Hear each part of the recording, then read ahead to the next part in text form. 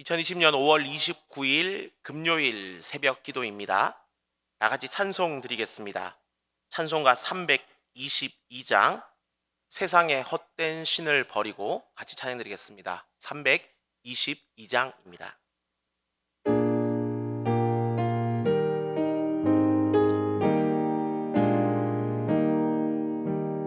세상의 헛된 신을 버리고 하나님 이름 높이 기리세. 온 천하 백성 모두 나와서 다 같이 하나님만 섬기세. 세상의 헛된 우상 버리고 인간의 모든 부귀영화와 거짓과 불의 모두 버리고 온전히 하나님만 섬기세. 주님의 백성 서로 헤아려 시기와 미움 아주 버리고 하나님만을 홀로 섬기는 천국을 어서 이뤄주소서.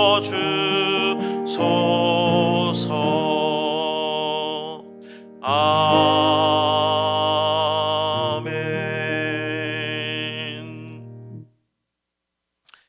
이 새벽 함께 나눌 말씀은 시편 115편 1절부터 8절까지의 말씀입니다.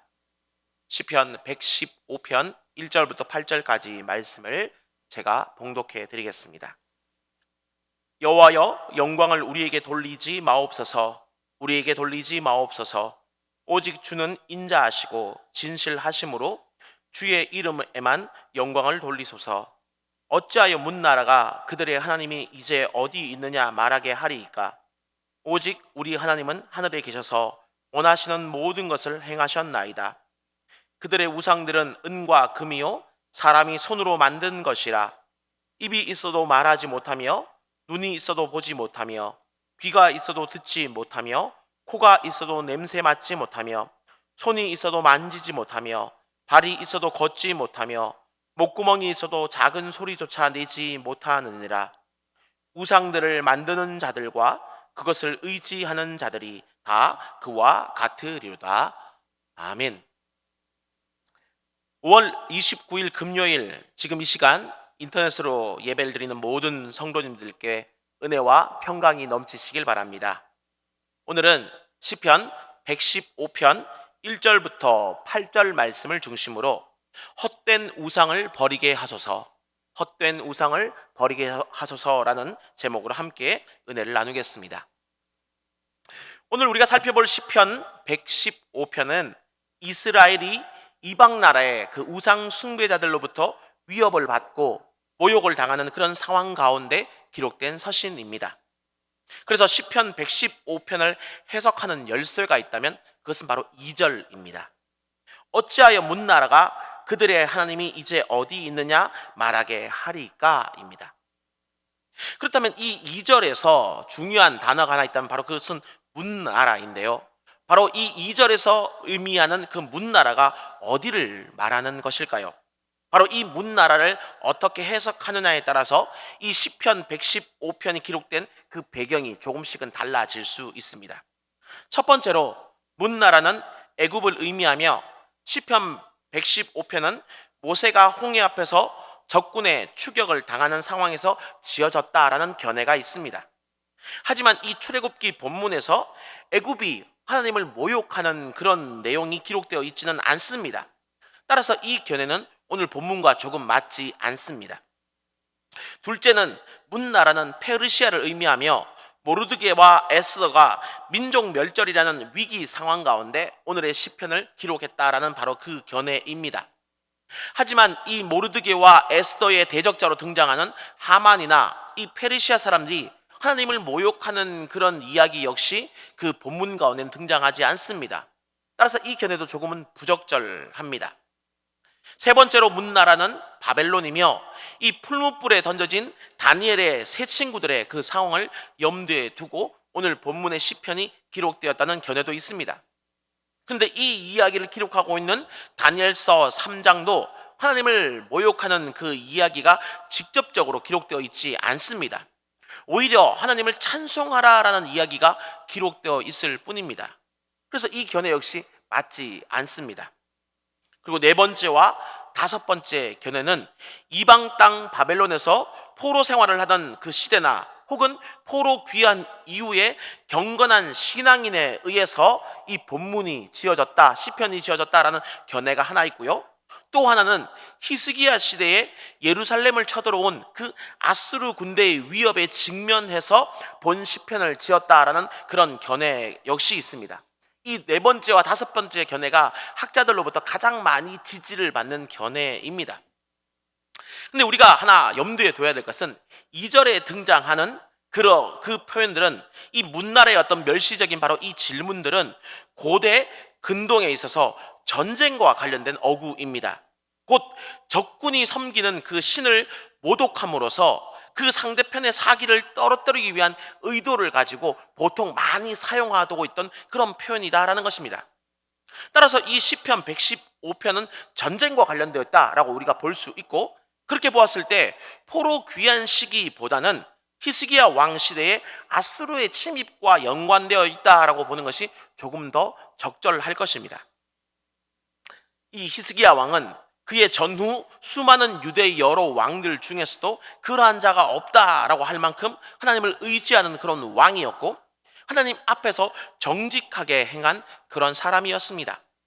하지만 히스기야 14년에 거대한 제국이었던 이 아수르의 공격을 받게 되고요, 나라는 엄청난 위기에 봉착하게 됩니다. 그리고 이 전쟁 중에서 오늘 본문 2절과 같은 하나님에 대한 어떤 모욕이 등장하게 됩니다. 열왕기하 18장 18절 이하의 아주 긴 내용들이 그 내용이지만 그 중에 핵심만을 좀 살펴보자면 32절부터 35절까지의 말씀인데요, 제가 읽어드리겠습니다. 히스기야가 너희를 설득하여 이르기를 여호와께서 우리를 건지시리라 하여도 히스기야에게 듣지 말아라. 민족의 신들 중에서 어느 한 신이 그의 땅을 아수르 왕의 손에서 건진 자가 있느냐? 하맛과 아르밧의 신들이 어디 있으며 스발와임과 헤나와 아와의 신들이 어디 있느냐? 그들이 사마리아를 내 손에서 건졌느냐? 민족의 모든 신들 중에서 누가 그의 땅을 내 손에서 건졌기에 여호와가 예루살렘을 내 손에서 건지겠느냐 하셨느니라는 겁니다. 지금 이 히스기야와 유다의 백성들은 엄청난 유혹과 도전 속에 놓여 있는 것입니다. 이 아수르 왕은 자신을 마치 신과 같은 지금 위치에 두고는 유다를 향해서 구원자인 양 손을 지금 내밀면서 동시에 지금 협박을 하고 있는 것입니다. 지금까지 무수한 나라의 신들이 자신의 손에서 그들의 나라들을 지키지 못했던 것처럼 여호와 역시 너희를 구원하지 못할 것이다. 그렇기 때문에 내 손을 잡으면 너희가 살겠지만 내 손을 거절하면 너희는 멸망하고 말 것이다 라고 지금 이야기하고 있는 겁니다. 곧 이 히스기야와 이 유다 백성들은 자신들의 힘으로는 도무지 감당할 수 없는 거대한 세력의 짓눌림 앞에서 하나님을 선택할 것인가, 아니면 다른 신, 즉 우상이 되는 아수르 왕을 선택할 것인가 하는 긴박한 상황 가운데 지금 놓여 있는 것입니다. 근데 한번 생각해 보면요, 이런 상황은 히스기야와 유다 백성들만이 겪는 그런 상황은 아닙니다. 우리도 인생을 살면서 수많은 우상의 유혹들에 직면하게 됩니다.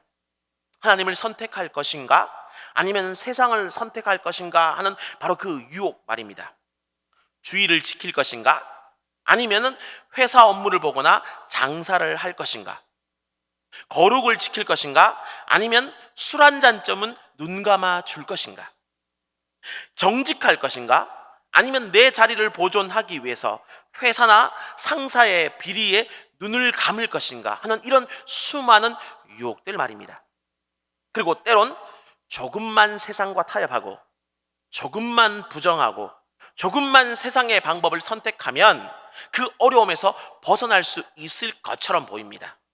그리고 이 어려움만 벗어나면 다시 회개하고 돌이키면 되지라고 생각할 때가 얼마나 많은지 모릅니다. 근데 정말 진짜 문제는 무엇이냐? 쉽게 생각해서 타협한 그 우상이 우리 인생 가운데 어떤 해결책도 줄 수 없다는 사실입니다. 오히려 한번 이렇게 우상과 타협하게 되면 그 우상이 우리 인생에 끈질기게 달라붙어서는 줄기차게 또 다른 거짓말과 또 다른 속임수로 내 인생을 결국은 파멸로 몰아가고 마는 것입니다. 그다음 과연 이 우상의 실체라는 것은 과연 무엇일까요? 눈에 보이는 어떤 미신적인 것들, 우리가 뭐 손을 모아 빌고 치성을 드리는 그런 것들만이 결코 우상이 아닙니다. 어쩌면 우상이라는 것은 눈에 보이지 않는 실체가 더 큽니다. 그래서 팀 켈러 목사님은 그의 어떤 내가 만든 신이라는 그 책에서 우상을 이렇게 정의합니다. 우상이란 무엇인가? 무엇이든 당신에게 하나님보다 더 중요한 것이다. 무엇이든 하나님보다 더 크게 당신의 마음과 생각을 차지하는 것이다. 하나님만이 주실 수 있는 것을 다른 데서 얻으려고 한다면 그게 바로 우상이다. 무엇이든 워낙 당신 삶의 중심이자 필수여서 그것이 없이는 살아갈 가치를 별로 느끼지 못한다면 그것이 바로 우상이요 가짜 신이다 라고 말입니다.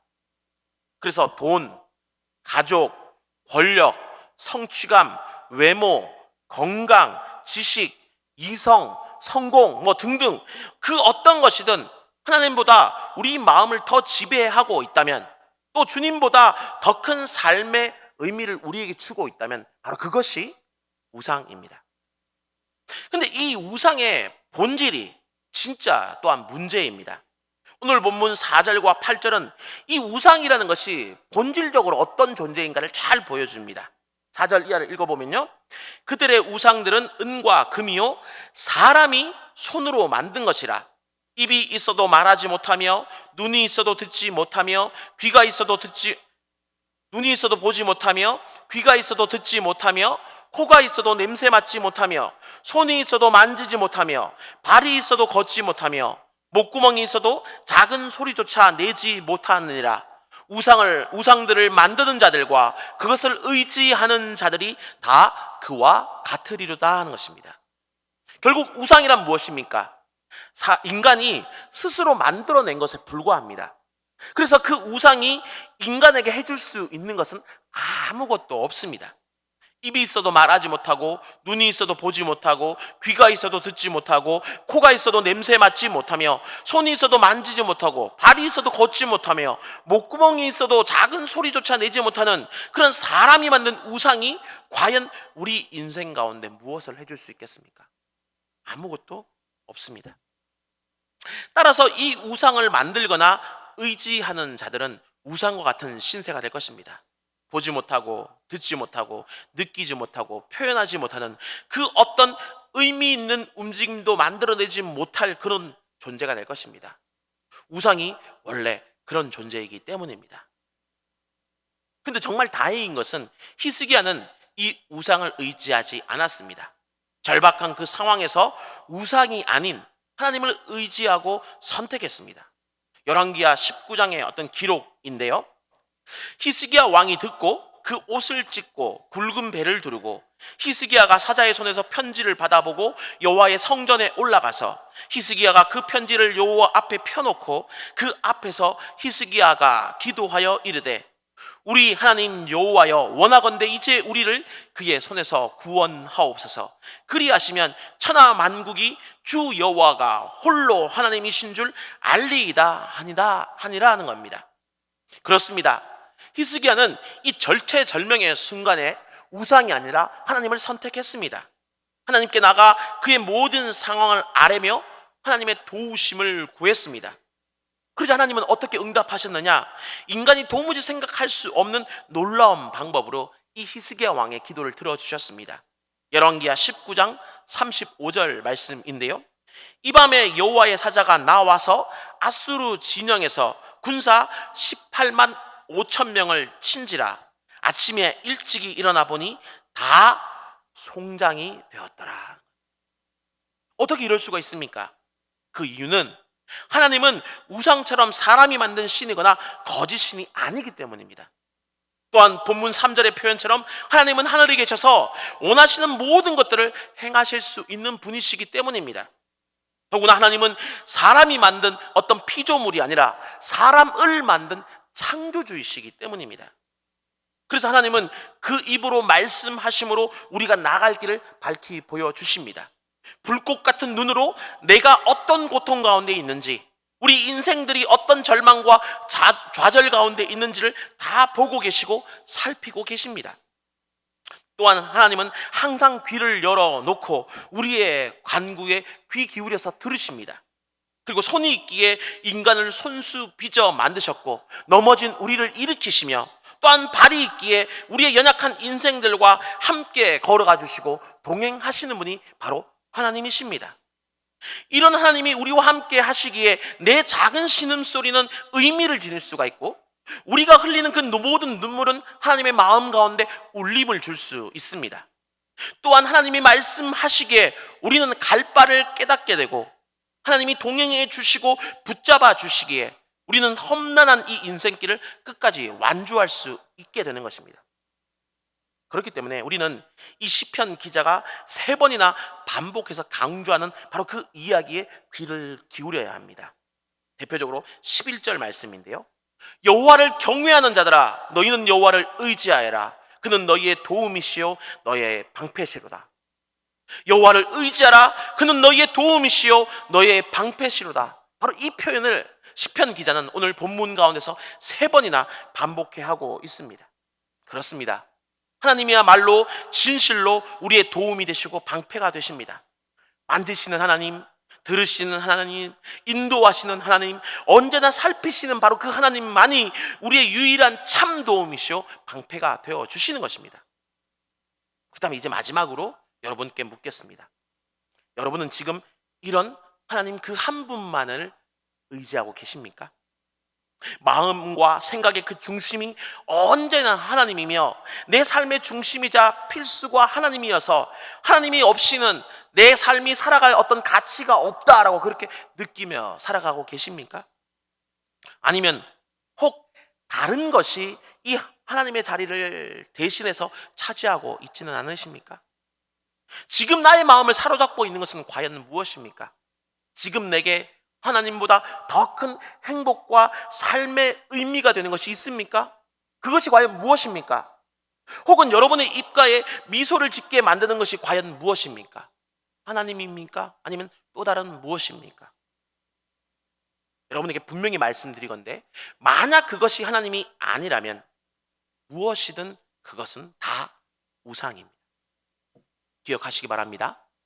하나님보다 내 마음을 더 지배하고 있는 것은 그것이 무엇이든 다 우상입니다.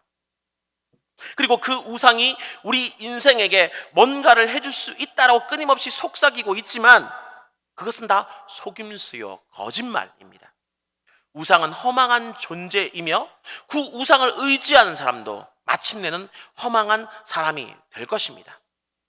따라서 우리는 이 우리의 마음에서 또 우리의 삶에서 바로 이 우상들을 가려낼 수 있는 그런 일을 해야 할 것입니다.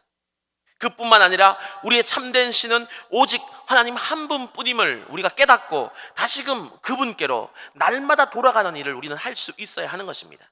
그것만이 살 길입니다. 하나님 외에 우리에게 진정한 어떤 도움과 방패가 되어 줄 수 있는 것은 그 어느 것도 없기 때문입니다. 그러므로 이 새벽 하나님이 아닌 다른 헛된 우상은 버리게 해달라고 우리의 기도가 어떤 모아질 수 있기를 간절히 소망합니다.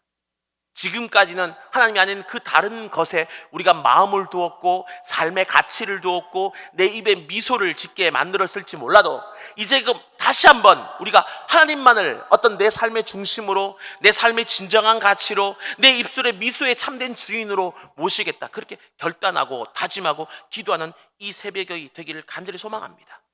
그리고 이 하나님 한 분만을 온전히 의지하게 해달라고 기도하심으로 말미암아서 여러분의 그 일평생이 하나님이 방패되어 주시고 도움되어 주심으로 말미암아 그렇게 멋지게 살아가는 그런 인생, 정말 영적으로 말씀적으로 승리하는 그런 인생 되실 수 있기를 주님의 이름으로 축원합니다. 우리 잘 한번 기도했으면 좋겠습니다. 하나님을 믿는다 하면서, 주님을 의지한다 하면서 우리는 실상 5만 가지의 우상의 유혹 앞에서 쉽게 무너지고 우상을 마음 한편에 숨겨진 채로 하나님을 믿고 있었습니다. 하나님은 우리에게 계속 그 우상을 버릴 것과 온전히 주님을 믿고 신뢰하라고 말씀하고 계셨지만 그 음성을 듣지 못했고 때로는 외면해 버렸습니다. 하나님, 우리의 어리석음을 용서해 주시옵소서. 다시 한번 우리의 우상을 주님 앞에 내려놓고 하나님만을 우리의 삶의 주인으로 모십니다. 우리의 삶을 다스려 주시고 주님이 원하시는 곳에서 주님의 뜻하시는 일들이 이루어지는 통로로 우리를 사용해 주시옵소서. 오늘 하루도 나를 통해 일하시는 주님을 보게 하옵소서. 예수님의 이름으로 기도합니다. 아멘. 우리 이 시간 들은 바 말씀을 기억하면서 다음과 같이 한번 기도했으면 좋겠습니다. 세상의 우상이 아닌 하나님만을 의지하게 하옵소서. 주님을 온전한 삶의 주인 삼아서 그 뜻대로 이 땅을 살아가게 하옵소서. 코로나의 이 상황 가운데 속에서도 주님의 그 선하신 인도하심을 믿음의 눈으로 바라보게 하옵소서. 특별히 질병의 퇴치를 위해 수고하는 모든 이들과 질병으로 고통받는 이들에게 하나님의 은혜의 손길, 치료의 손길을 베풀어 주옵소서.